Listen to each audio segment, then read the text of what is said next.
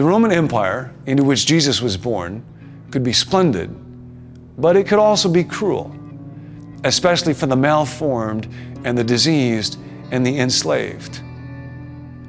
But this teacher, Jesus, had said, whatever you do for the least of these, for those who are sick, for the poor, for the imprisoned, you do for me. And an idea slowly emerged and took root in a larger culture that the suffering of every single individual human being, whether or not they're in my tribe, matters. And that those who are able to help ought to help.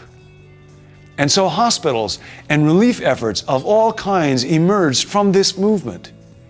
Even today, they often carry names like the Red Cross or the Salvation Army that remind us of Jesus and His teachings.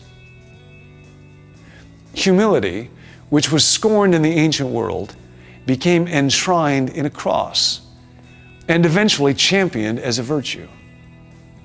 Enemies, who were thought to be worthy of vengeance, the ancients said, help your friends and punish your enemies, came to be seen as worthy of love. Forgiveness moved from being seen as a weakness to being seen as an act of moral beauty. Jesus is also the man who would not give up. His appeal is inexhaustible.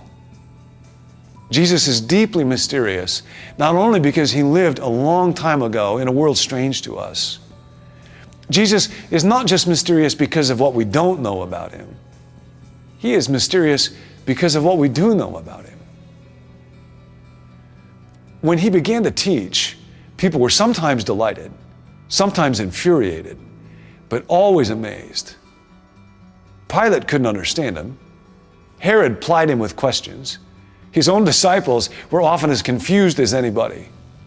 People who listened to Him at that time said things like, we've never heard anybody talking like this. And they didn't mean just His tone of voice or His skillful speaking. Jesus puzzled people then, and He puzzles us still. But it's not a random, absurd, meaningless puzzle. Understanding His life is like trying to wake up from a dream.